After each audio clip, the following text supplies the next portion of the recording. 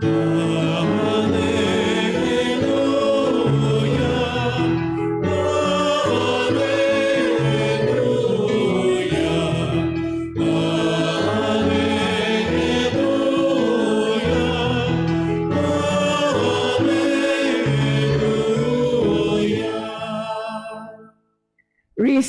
the word of God, not as the word of man, but as if truly is the word of God.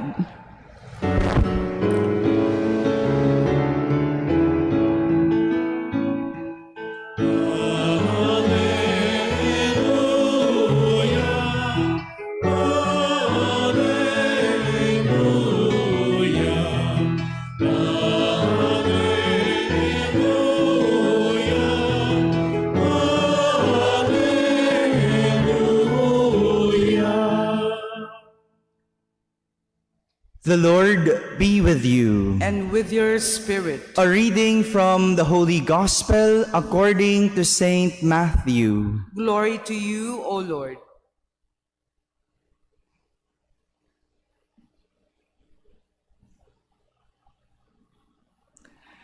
Some Pharisees approached Jesus and tested him, saying, "Is it lawful for a man to divorce his wife for any cause whatever?"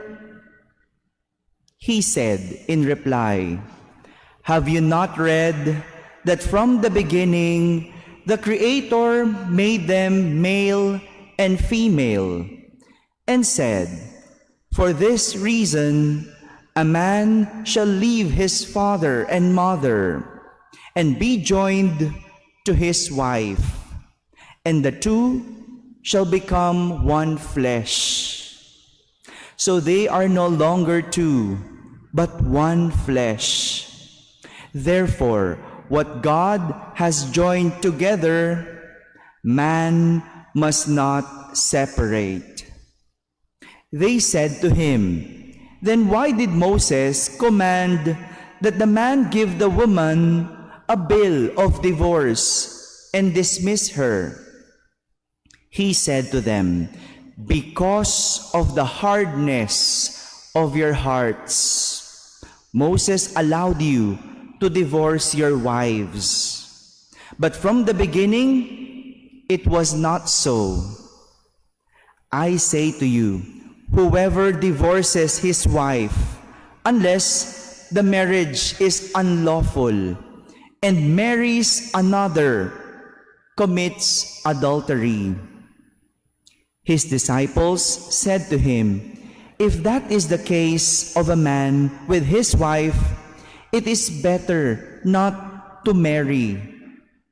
He answered, "Not all can accept this word, but only those to whom that is granted. Some are incapable of marriage because they were born so, some because they were made so by others, some because they have renounced marriage for the sake of the kingdom of heaven. Whoever can accept this ought to accept it." My friends, the Gospel of the Lord. Praise to you, Lord Jesus Christ. Please be seated. Good morning, my dear brothers and sisters. In Filipino, we have a proverb that says, "Sa hinabahaba ng prosesyon, sa simbahan din ang tuloy." We know that. We have that saying in Filipino. Sa hinabahaba ng prosesyon, sa simbahan din ang tuloy. And usually, it is used when pertaining to a couple who, after so many things that they went through, still they ended up marrying each other. Di ba po?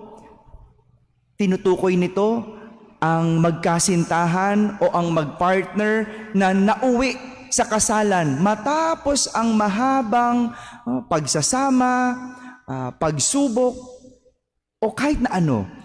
Diba? Sa huli, sa simbahan pa rin.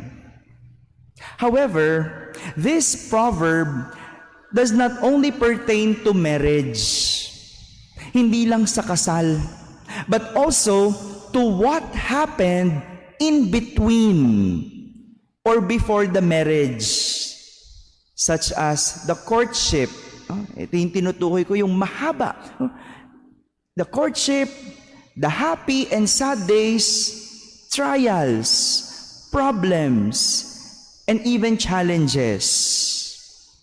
Ito yung parte ng kasabihan na sa hinaba-haba ng prosesyon. Yan yung tinutukoy noon. Yung pagsubok, problema, pinagdadaanan, masaya man o malungkot.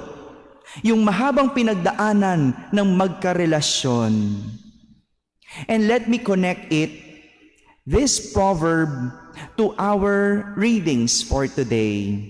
As we heard in the first reading, a summary of the long history of God's relationship to the Israelites. Summary po yung narinig natin. That from the time of Abraham to the time of Joshua, ang daming pinagdaanan at talagang sinubok ang mga Israelita sa kanilang nakaraan. May mga panahong masaya, lalo na kapag sinusunod nila ang Panginoon. There were happy days also. Yung masaya nung inalis na sila sa Ehipto, kung saan iniligtas sila sa pagkaalipin. Masaya yon. It was a glorious moment noong nahati ang daan. Hinahabol sila ng mga Egyptians, di ba? Nahati yung daan, hinati ni Moises. Of course, because of God. No? Nahati yung daan, nakadaan sila sa Dead Sea. It was a glorious moment. May mga masasayang pangyayari sa relasyon ng Diyos at Israelita. But meron ding mahirap. Tuwing magpaparusa ang Diyos dahil sa katigasan ng ulo ng mga Israelita.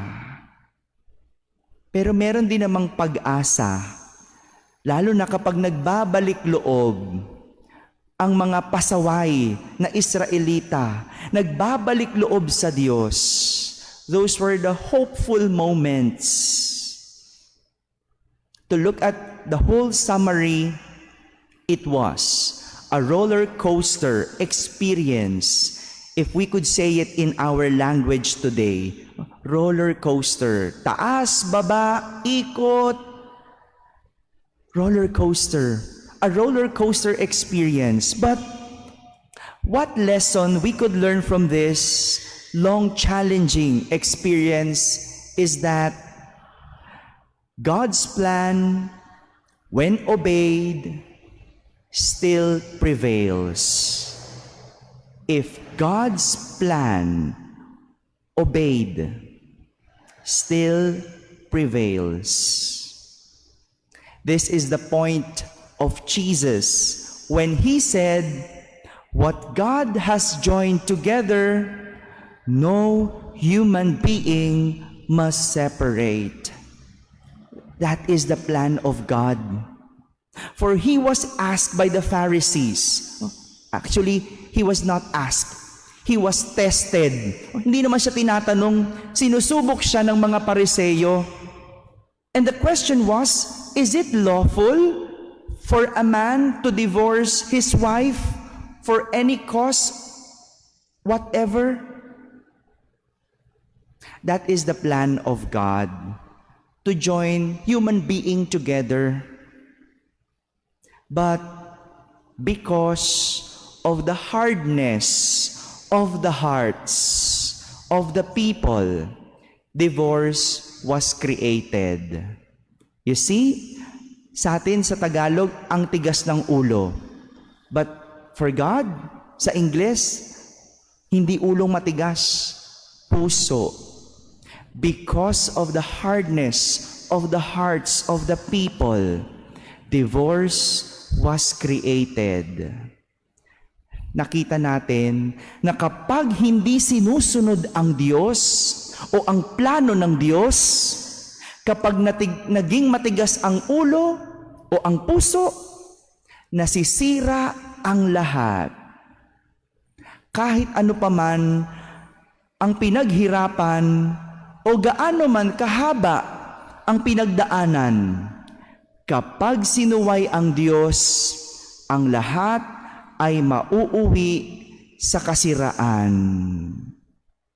Di ba tayo, pag sinabi, subok na yan, marami na silang pinagdaanan, kayang-kaya na nila yan, matatag na yan, ang dami na nilang naranasan. Di ba tayo ganon? But no, hindi sa hinaba ng pinagdaanan, hindi sa dami ng nakaraan na pagtatagumpayan, hindi po, kundi sa pagsunod sa Diyos. Kahit 30 years na kayo, kapag isang beses sumuway ka sa Diyos, maaaring masira pa rin ang relasyon. And this does not only pertain to marriage, hindi lang sa kasal. It could be a dream, pangarap. Ang pangarap, kapag hindi sinunod pa rin ayon sa Diyos o plano ng Diyos, maring masira ang pangarap. It could also applicable to work, sa trabaho. 50 years ka man sa trabaho mo, kapag ikaw ay nagloko, sisirain mo. Same with career, family. Lahat po yan dapat nakatuon sa plano ng Diyos. God should always be the center, and His plan should always be the goal. Mga kapatid, ang kasabihang sa hinaba-haba ng prosesyon, sa simbahan din ang tuloy, ay isang paalala na mauuwi lang ang lahat sa kabutihan kung ang lahat ng pagdadaanan ay mapagtatagumpayan. At makakamit lang ang tagumpay kung ang plano ng Diyos ang ating isa sa buhay. Amen.